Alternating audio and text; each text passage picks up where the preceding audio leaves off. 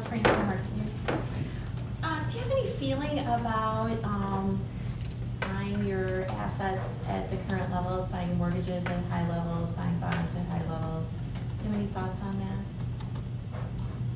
Maybe you could be a little more specific. I'm just wondering, you know, as you continue your asset prices, and some people could argue that the prices of these assets are very, very high. Do you have any opinion on buying these assets at current levels? So, you know, the FOMC is got a program ongoing where it's purchasing $85 billion of longer-term assets. Assets have been issued by the government or backed by the government in some form or another. And this is a program that doesn't have a specific end date, but instead I would say there are two kinds of conditionality that the committee has offered in terms of trying to think about what would bring about an end of the program. One is the economic conditionality, which is the saying that we're going to continue purchasing assets as long as, until such time as the committee sees a substantial improvement in the labor market outlook. And I guess the substantial improvement dates back to September when the program was initiated. There's a second kind of conditionality, though, which is a little harder to get your hands around, I would say, which is there's a statement about how we're always evaluating the effectiveness and the benefits relative to the costs of these kinds of assets, of this kind of program. And I think that this reflects the fact that asset purchases are historically a tool that is relatively new in the central banking world, especially at the scale it's new. And so we don't have the years of evidence to guide us that we have with our interest rate tool that we're using. And beyond the years of evidence, I think we also have years of modeling and theorizing behind us in the interest rate side that we don't have on the asset purchase side. So if you look at Professor Michael Woodford's paper that he gave at Jackson Hole, he talked a lot about asset purchases, and I think I think his evaluation reveals the fact that there's a lot we're still learning on an ongoing basis about asset purchases. And the chairman's speech at Jackson Hole also talked about how we're always doing these evaluations. So, when you ask for my thoughts on that, I just think that when we're thinking about asset purchases, we have to be weighing both kinds of conditionality. Are these really effective tools? Is buying more really providing the kind of stimulus that we're hoping for and looking for? And that also has to be weighed in while we're doing the evaluation, whether they're going to keep going or not, along with the economic conditionality that we're looking for a substantial improvement in the labor market outlook. So in your estimation, is it effective? I think at the it's not a yes or no answer because of the fact that it's something we're going to be evaluating on an ongoing basis. If you ask me, as of December of 2012, did I think that the committee make the right decision? I thought the committee did make the right decision at that stage. Did I think that it's a decision that we have to continue to examine on an ongoing basis? Yes, I did. So I was glad that kind of language about continuing to evaluate costs and benefits is in the statement. As of December 2012, yeah, but we have to keep on looking. Yeah. Could you give a little explanation into how you went from asserting that everything that the Fed was doing didn't appear to be doing much to budge the unemployment rate, and so maybe we had to accept that we're going to be living with this high unemployment rate for a long time, to now it seems thinking that the rate can go down and maybe we're dealing with cyclical rather than structural problems. Just kind of fill that out a little bit more, how you Sure. I think I've had a chance to talk to the national media about that question at some length in the fall, but I haven't had a chance to talk to the local media as much. So, I think that the thinking on that is really about the tensions between the two sides of the mandate. It's really about the costs and benefits of reducing the unemployment rate. So you take an action, adopt a form of accommodation which is designed to reduce the unemployment rate, what kind of impact is that going to have on inflation? And the more structural, the the unemployment problem is, the more you're going to have to pay in terms of having high inflation to get that desired reduction in unemployment. And at the beginning of last year, as you're pointing to, I was certainly concerned about the fact that the inflation costs we'd have to pay to get that reduction in unemployment might be very high. So what led me to change my mind on that? So there's two sources of information that I would say led me to change my mind. There's been a lot of work done within the system about trying to study what's going on in labor markets and whether or not the obstacles and impediments to hiring are really best seen as coming from low demand, low product demand, for the employers are simply saying, we don't have demand for our product, why would we hire workers? That's something we can do something about through our policies. That will not lead to, that will help us. That is, help us on both dimensions with both our mandates by providing stimulus where low demand is pushing down on prices and pushing down on employment. So if that's the source of unemployment, we can do something about that. The other source of information, so as I say, a lot of work has been going on. This is really what we call micro evidence, really going into the details of what's going on in the labor market. Work at the San Francisco Fed, work at the Cleveland Fed, here in Minneapolis. A lot of this work was nicely summarized, I think, there was a paper given at Jackson Hole again by Professor Edward Lazier, where he did a nice job of summarizing this evidence. And the chairman spoke about some of this as well in his Jackson Hole speech. There's also a fact, which was pretty important, I think, is that my forecasts for inflation were looking pretty high relative to the forecasts being made by people who had different models. And you had to say to yourself, well, maybe the models I'm thinking about, the ones that have more weight on the structural elements, aren't really the ones that I should be putting as much weight on as the ones that other people were using that are putting less weight on the structural elements.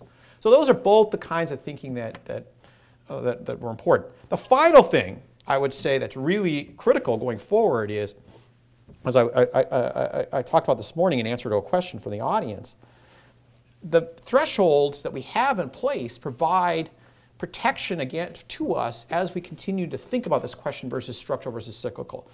It is not, as I was saying to Ann earlier about the evaluation of the costs and benefits of our large-scale asset purchases. Our evaluation of the situation in the labor market about to what extent the impediments to hiring are structural or not, that's an ongoing evaluation. You know, the longer we have high unemployment, in fact, the more we would have to be worried about more structural impediments developing in labor markets. But our policy has a built-in safeguard, because where would that manifest itself? It would manifest itself in higher wage pressures for a given level of unemployment and higher inflation. So what does our forward guidance say? We're going to keep interest rates extraordinarily low, at least until the unemployment rate falls below 6.5%. But as long as the medium-term outlook for inflation remains below 2.5%. So what is that saying? If we see the medium-term outlook for inflation rise above 2.5%, that's a cause for concern. It's a cause for worry. And I will say for myself, I'd be saying, boy, that means something's very different about the labor market now than I thought, or than was true in the last 15 years. Can I ask just one follow-up question on that? So manufacturing is one of the industries that says that it can't get the level of skill in the workers that it wants to hire. But we're not seeing wage pressures there. I wonder, what you think of what's going on in that industry. Are some of those, is it overstated that they can't get that they have this skill shortage? I think that there's always concerns about the kinds of skills you need for the jobs you have. This is something that's gone back. Probably if you talked to employers in 1850, you would have heard these concerns as well. Are they especially pronounced right now? If they were especially pronounced right now, you'd really see more market wage pressures than you really do. Okay? It's not just at the end of the day, we're charged with meeting certain economic targets. So these concerns have to be more than words. They have to show up in economic decision making, and that economic decision making is in terms of wages. I had a couple of questions about your 5.5% threshold. Yeah. One is, in trying to make that, trying to operationalize that, would you also want to ramp up asset purchases? Is that part of your thinking as well? Or is the asset purchase side of it completely separate and you're fine with the level it's at? You know, as I tried to indicate earlier, I think the asset purchase program, I think it's having benefits right now, but it's because of the necessity of trying to weigh the costs and benefits on an ongoing basis. I'm comfortable at the level we're at right now, and I would be hesitant to have the kind of precise economic conditionality that I'm offering on the interest rate side. And the reason for that is because of this, the need for this ongoing evaluation of costs and benefits and effectiveness that we have to have on the large-scale asset purchase side. And then if I could have a follow-up, when you talk about, you say historically, I think you say, and also just looking at the forecasts of your Fed colleagues, long-run unemployment, 5.2 to 6%, consistent with 2% inflation goal. It seems to me what you're leaving out of that is their assumptions on monetary policy. In other words, I don't think that, or maybe I'm wrong here, but my understanding is that when they're looking at long-run unemployment forecasts, they're factoring in, not 0 interest rates, but 4% or whatever is normal. And so, how does that play into your thinking? And to be really pointed about it, won't having a 5.5% threshold, doesn't that set you up for overheating? My first the first answer is no, it doesn't set you up for overheating. So that's the easy part of that. The reason, the way I'm thinking about this is because as when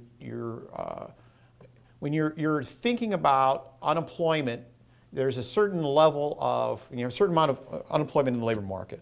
That's going to translate into a certain level of wage pressures that exist because relative demand and supply of labor is going to be introducing wage pressures of various kinds in the labor market. That depends on structural elements, how much employers are saying, boy, we really want skills of a certain kind or not. So that it's not it's science, but there's continual reevaluation of hypotheses going on at the same time.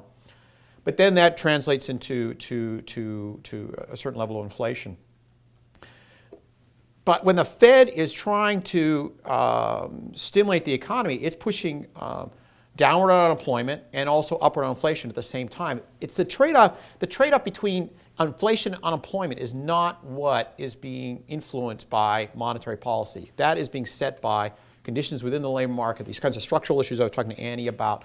The trade-off between inflation and unemployment that the Fed faces is not set by the level of monetary policy. What the level of monetary policy is doing is picking out where you are along that trade-off. So that's the way I'm thinking about it. I think it's fairly traditional. The term you would give to this is sort of a Phillips curve kind of idea that that's what dictates where you are in the medium run, dictates where you are in terms of monetary policies. You're not able to shift that Phillips curve. So that means you're not able to generate higher inflation for a given level of unemployment. You're only able to move along the trade-off between inflation and unemployment using your monetary policy tool. And you still, I mean, under a 5.5% scenario, you still would envision hitting the 5.5% before you hit the inflation safeguard, which is it 2.25 or 2.5? I think in the FOMC statement says 2.5, and so yeah, because that's dictated, as I was indicating earlier, by the structure of the labor market. There would have to be very big changes in the structure of the labor market. You have to have the safeguard there because those changes might take place, but you would have to have big changes in the way a level of unemployment is translating into wage pressures and thereby into inflation pressures, and relative to what we had seen in the last 15 years. And I do not forecast that at this time.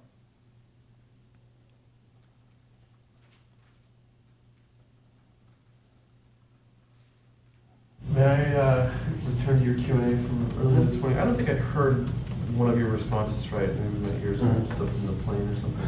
But I think what I got was you were saying that the drop in unemployment is because of Americans leaving the workforce, and that may become more permanent.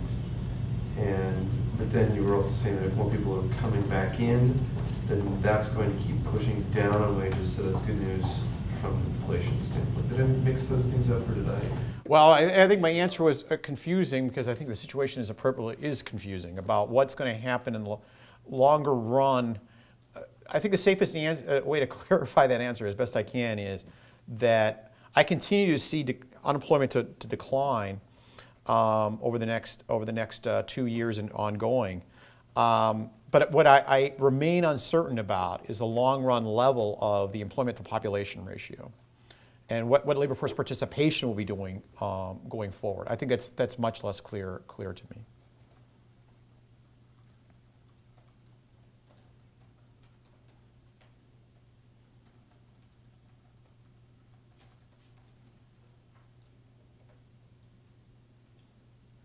Can we just go back to I'm still a little bit confused on, you're talking about the inflation rate and unemployment, and I'm still confused in terms of how you see those two interlocked, in that monetary policy can affect them in one way but the labor market affects them in another way, and I'm trying to understand that, and you were talking about that and I didn't completely get it. Yeah, so the basic idea is that a given level of unemployment is going to be translating into a given level of inflationary pressures. The way that happens is through the fact that if we have the number of people looking for jobs relative to the number of jobs that are available, that influences what kind of wage pressures are out there in the economy. And that influences then what kind of inflation rate you're going to be seeing, because those wage pressures have to be, wages are a huge component of what costs are for businesses. So if you start to see significant wage pressures, then you're going to start to see significant upward pressure on inflation, because they have to pass those kinds of costs on. On the other hand, if wage pressures remain muted, they don't face those same kinds of need to pass on costs, and it's likely that inflation pressures remain muted. So it's very challenging to see, for me to see how we could generate significant amounts of inflation, that is, inflation well above the Fed's target, when the unemployment rate is remaining at above 5.5%. The level of interest rates that the Fed is setting is really telling you the level of demand that firms are facing for their products. That's going to be telling you how much they want to go out, and it's going to have some influence on the prices they set, of course, but it's also going to be telling you about how much they're going out to hire workers. So unemployment, when the Fed moves interest rates, they're moving unemployment downwards, moving unemployment upwards, and also having influence on the inflation rate. So when you raise interest rates, you're going to be pushing down on inflation, and you lower interest rates, you're going to be pushing up on inflation. So when we move interest rates, we're affecting both unemployment and inflation in lockstep. And you're not able to really move the inflation rate independent of the unemployment rate. That's not what we have our abilities to do. All of this is conditioned, I will add, on having inflation expectations stay well anchored. This is the longer run picture, having that stay well anchored. And that's another piece of the conditionality that has to remain true. And again, I expect that to remain true. That's about the level of confidence the public has in the Fed over the long haul staying close to 2%. And that's again, something I feel pretty confident about. Can I just ask a little, you draw this distinction in your speech about how, if people think that the FOMC will begin raising the federal funds rate once unemployment hits 6.5%, that you have the risk of them maybe saving more, spending less, and that's why you want it to be 5.5% instead. I guess I don't know too many people who base their spending decisions on where the federal funds rate is, and I just wonder if you could spell that out a little bit more about how you really think that could influence how the public acts in terms, it's a lot of that flows through financial markets, right? So if people who are buying we actually operate in a relatively small set of financial markets, but financial markets are hugely interconnected. And so that is, as it's absolutely true that the individual member of the public doesn't have to keep track of what the Fed is necessarily doing. But the people who are trading in financial markets, I can assure you, are keeping track of what what the Fed is doing. That's going to influence the prices of longer-term assets, influence the prices of longer-term securities, and the interest rates that are being paid, both to savers and to borrowers. So that now you're starting to talk about what's happening at the individual household level, right?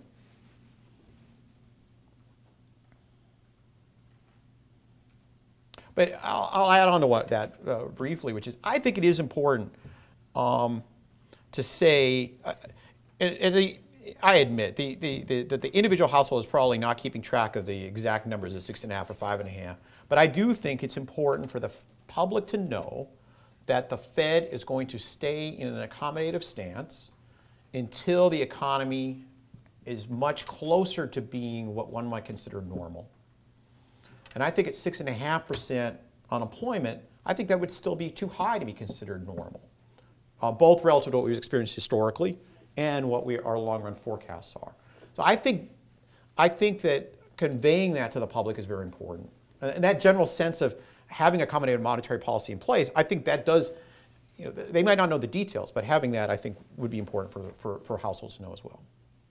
I'm sorry, did you say 6.5 is too high to be considered normal? Is that what you said? Yes, it is. Normal for the unemployment rate, normal for the economy as a whole, what did you mean? It's relative to what, in the long run, the Fed anticipates that the unemployment rate will converge to something less than 6.5. And also historically, 6.5% is high relative to what we have experienced in the United States relative to our long-run averages.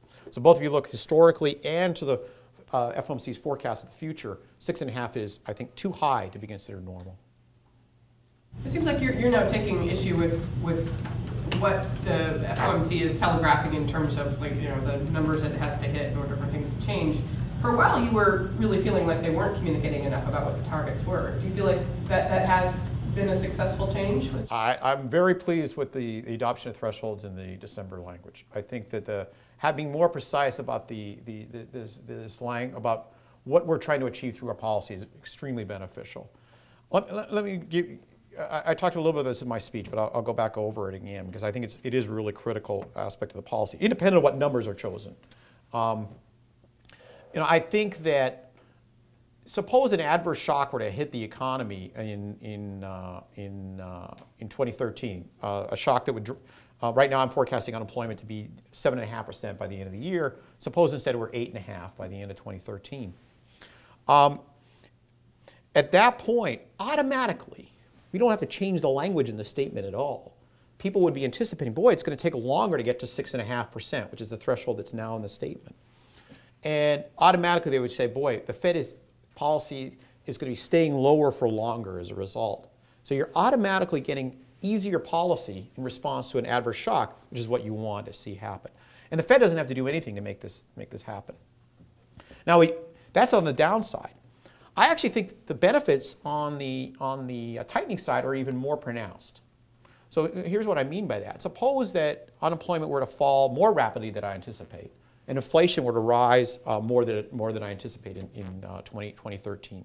So inflation's running 1.9 at the end of next year, and unemployment has fallen to something like 7% by the end of next year. Well, now people are saying to themselves, boy, monetary policy is going to definitely be is probably going to be tighter, right? Because we're now closer to that 6.5 threshold that the Fed has put in place. That's again a benefit of just and this is why do I say it has even more benefits? I think that if we were confronted with the old language, the date language, the way we were saying before, we're going to keep rates low through mid-2015, we would have to say, boy, we're going to have to bring that date forward now. And that would be potentially a decision fraught with costs because you've made a change in the language. What are the financial markets going to think? Are they thinking it's all going to unravel now? That is, you're going to start reducing, changing your whole accommodative position. How fast you're bringing it forward. We'd have to think through all that. Now the language lets us do it automatically. So it's automatic adjustment to monetary policy to the changes in economic conditions. It's a fantastic, I mean, I'm very, very pleased. You said there could be some sort of, barring any shock in 2013. To what extent are you concerned that, debt ceiling questions or, any additional fiscal resolutions will? I think the fiscal side is a drag on the economy in my benchmark outlook, it's my benchmark outlook does see resolution in a timely fashion to some of the issues that are facing us on the fiscal side. Failure to get timely resolution of those fiscal issues would put further drag on the economy. I was glad to see what took place in the New Year's time frame. I think that but it would have been better. I think everyone agrees, all Americans agree that would have been better for the country and for the economy to have that take place in a more timely manner. I'm hoping that the current decision maker will take place in a more timely fashion.